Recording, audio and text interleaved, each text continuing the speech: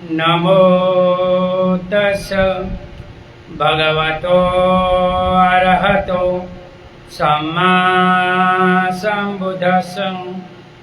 नमो तस् भगवतो अरहतो सम्मा सम्बुद्धस्स।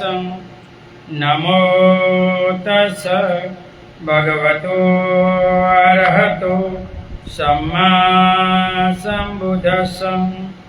बुद्धं शरणं गच्छामि, धम्मं शरणं गच्छामि, संघं शरणं गच्छामि, द्वितीयंपि बुद्धं शरणं गच्छामि, द्वितीयंपि धम्मं शरणं गच्छामि, द्वितीयंपि संघं शरणं गच्छामि, तृतीयंपि बुद्धं शरणं गच्छामि, तृतीयंपि धम्मं शरणं गच्छामि, तृतीयंपि संघं शरणं गच्छामि।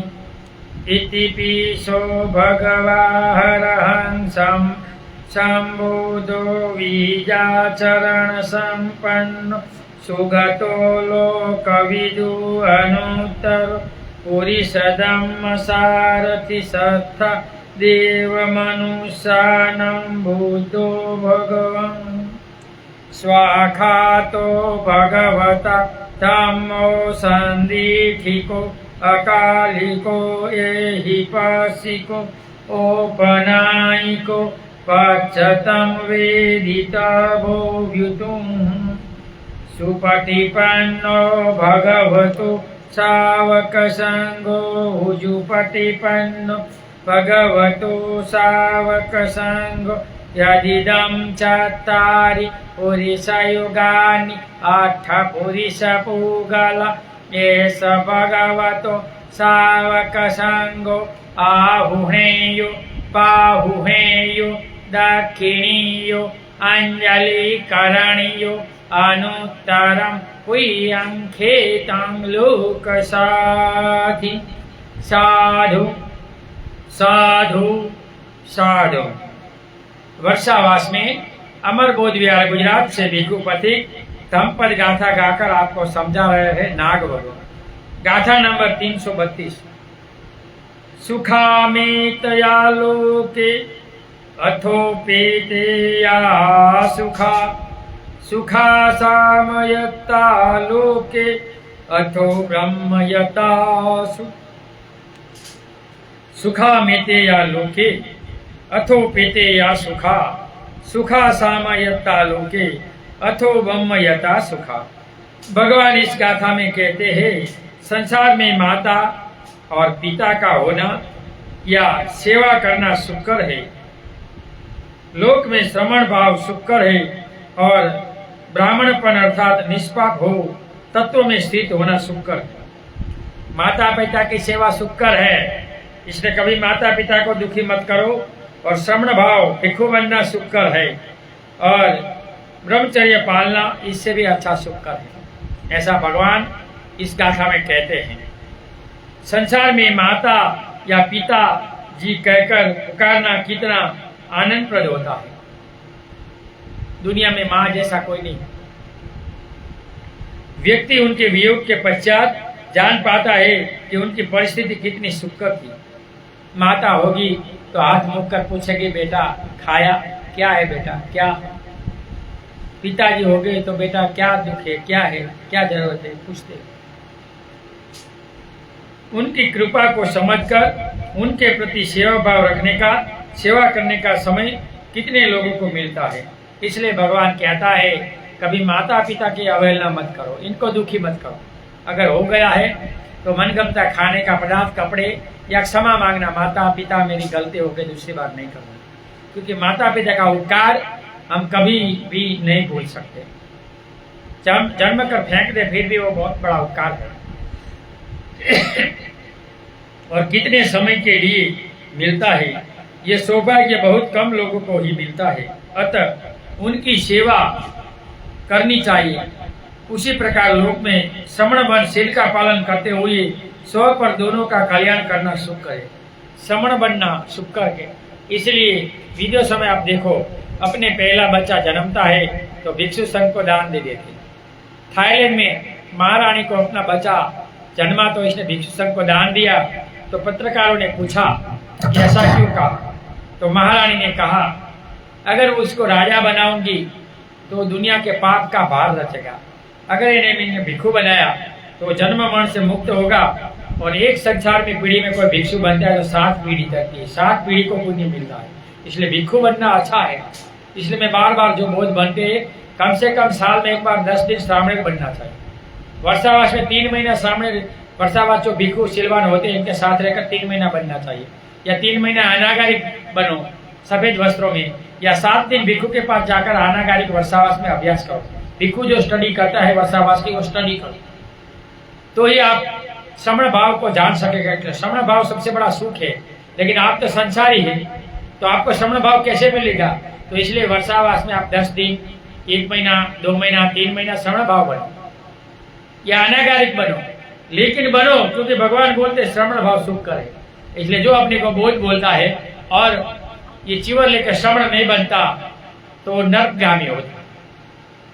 उद्योगामी होना है, मृत्यु को सुख कर लेना है, तो आप एक बार कम से कम 3 बार जन्म में चिवर होना चाहिए। कभी कभी विपश्यना में जाओ, वहां भी चिवर लेकर जाओ। श्रावण विपश्यना श्रावण वेश में करो, श्रवण भाव में करो। यदि ऐसी निधि है जिनके आंख लगी, उनके लिए दुनिया के अन्य धन वैभव क्या अर्थ रहेगा? श्रवण निधि सबसे बड़ी अच्छी निधि है, लेकिन गुजरात में सबसे ज्यादा मूर्ख लोग ये भिक्षु की निंदा टीका करते हैं। यहाँ 2 ऐसे महाखेर उपासक है जो खुद दीक्षा देता है, खुद सामने बनाता है और पैसे बटोरते हैं। बोलते हैं हम दीक्षा देने के भिक्षु बुलाए और इनको ब्राह्मण की तरह जो शब्द बोले और दान दे दे, हम कार्यक्रम करते, हम न खाए। लेकिन ये मूर्खों को पता नहीं है कि भगवान ने कहा है कि दान संसार की आग है। हे भिक्षु, तू बिना नीति नियम उपभोग करेगा तो अंग भंग धनहानि रोग आएगा। जो भिक्षु होगी वो बीमार होकर मरेगा। तो उपासक कैसे खा सकता है? लेकिन हम देखते हैं बिजनेस हो गया, संघर्ष हो गया है पैसे के पीछे। बौद्धाचार्य धर्माचार्य पैसा इकट्ठा करके दौड़ रहे, भिक्षु के क्या जरूरत है, हम कर लेंगे। तो बिना भिक्षु कभी धर्म खड़ा नहीं होगा। हम पिताजी को बोलेंगे पिताजी पैसा मेरा भाग दे दे, तू नहीं चाहिए, तो क्या पिताजी देगा? तो तुमको बुद्ध चाहिए लेकिन भिक्षु नहीं चाहिए, तो क्या बुद्ध भिक्षु नहीं था? तो ऐसे डबलिए लोग अम्बेडकर के नाम पर धर्म की अवहेलना कर रहे हैं कि बाबा साहब ने हमें नवयान दिया है, हम विनय को नहीं मानेंगे। और ऐसे भिक्षु घूमते रहते हैं जिनकी पूरी 10 साल उम्र नहीं है, वो सामने नहीं बना सकता, नहीं पढ़ा सकता। 5 साल वर्षावास संघ में करना चाहे कुछ नहीं है, खा पी कर मौज करना, पैसा बटोर जाना, बड़े बड़े कार्यक्रम करना और एसी में रहना, गाड़ियां लेकर घूमना, प्लेन में जाना। ऐसे भिक्षु ये लोगों को ठीक लगता है। ये बाबा कभी तेरी धर्मक्रांति आगे नहीं बढ़ेगी। तत्व ज्ञान हुआ और व्यक्ति मुक्त हो गया, कहीं कोई यात्रा की आवश्यकता नहीं, उसी क्षण उसी आसन पर मुक्त हो गया। वो तो भूतकाल की बात थी कि जिनका पुण्य कर्म अच्छा था, जो दान सेवा और धर्म का आचरण करते थे, ऐसे उपासक मुक्त होते हैं। यहाँ तो कुछ देना नहीं है, लोगों का उपासक खुद खा जाता है। बुद्धाचार्य धर्माचार्य और महाथेर उपासक हो जाते हैं, भिक्षु को बुलाते नहीं, क्या जरूरत है भिक्षु की? तो कैसे धर्म आगे बढ़ेगा? कभी बढ़ने वाला नहीं है। यहाँ ये नाग लोगों की गाथा खत्म हुई, आगे दूसरी गाथा नाग लोगों की, गाथा नंबर 333, और वो गाथी ये गाथा से यहाँ नाग लोगों खत्म होगा, आगे तणाव होगा।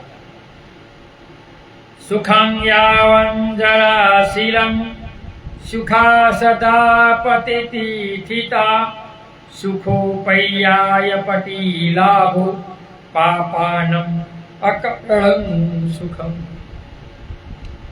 सुख यावं जराशीलं सुखा सदा पतितिथिता सुखोपय्या पति लाभो पापानम अकरणं सुखम। तो इस गाथा में भगवान कहते हैं वृद्धावस्था तक शील पालन करना सुखकर है। देखो, सुखंग यावं जराशीलम। गढ़पड़ तक उपोषण करना चाहिए, कम से कम एक पूर्णिमा या अमावस्या करो और 8 शीलों का आचरण करो, वो शुक्र है, वो मुक्तगामी है। सोटापति सकटगामी अनागामी अर्थ बनकर आप मुक्त हो सकते हैं। और बहुत से बाबा साहब के नाम पर मिथ्या दृष्टि वाला, हमें कुछ नहीं करना है, भिक्षु को करना है। अरे तेरे बाप या बुद्ध ने कहा, देखो वृद्धावस्था तक शील पालना शुक्र है, स्थिर श्रद्धा का होना शुक्र है। बुद्ध धर्म संघ और शिक्षा में श्रद्धा होना चाहिए, नेगेटिवता नहीं। तुम संघ की नेगेटिवता नहीं कर सकते, लेकिन हम देखते बहुत से करते हैं। प्रज्ञा का लाभ करना शुक्र है, तो प्रज्ञा का लाभ कब होगा? तुम धर्म को आदर करोगे, धर्म को स्टडी करोगे और धर्म को दान करोगे तो। दो कहा चली पाप मालना दामम इदाम ही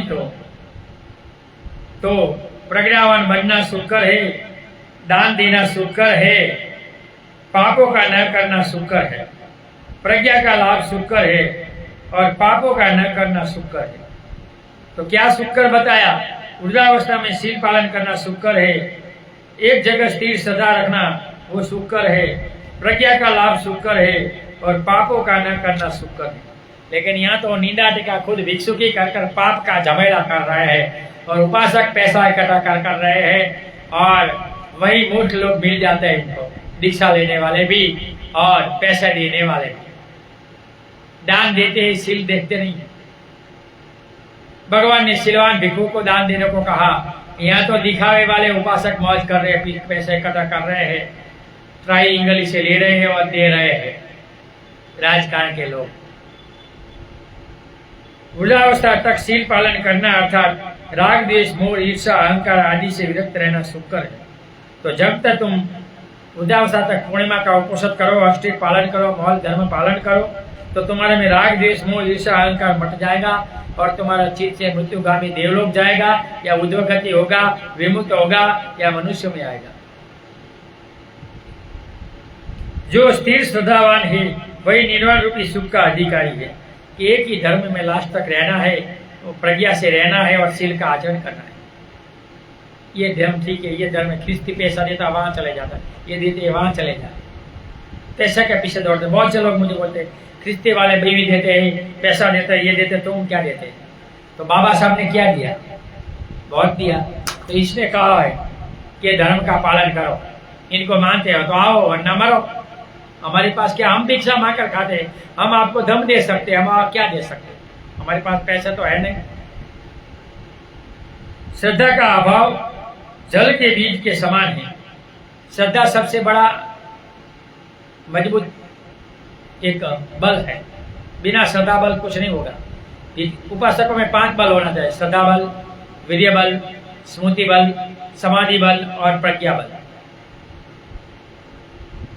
तो इनको उपासक कहेंगे। सिर्फ बोलना, दीक्षा लेना, घर जाकर सो जाना।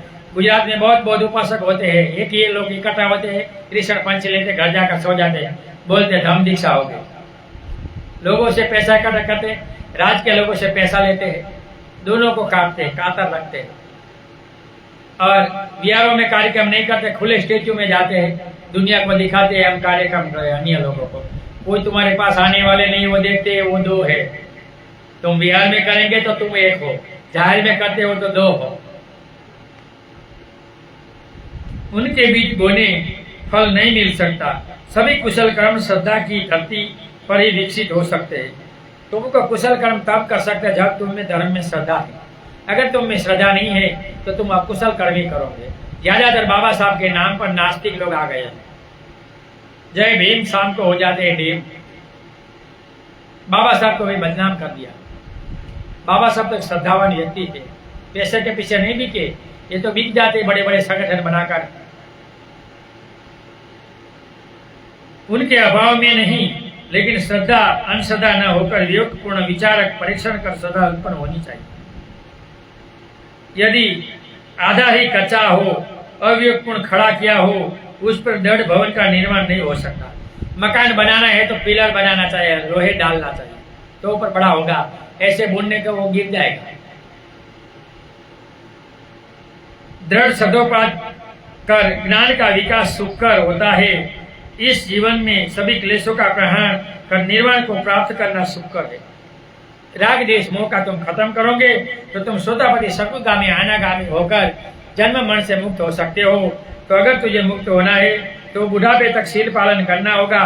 बुद्ध धम्म संघ और शिक्षा में श्रद्धा रखना चाहिए और प्रज्ञा लाभ से बड़ा कोई लाभ नहीं है। और पुण्य कर्म करना लाभकर है, पाप कर्म करना नहीं है। जो करेगा वो सुखी होगा, ऐसा भगवान ने नाग भगव में कहा। यहाँ ये गाथा खत्म हुई, यहाँ नाग भगव खत्म होगा। हम आगे तृणा भगव 24 में 334 में गाथा आगे गाएंगे।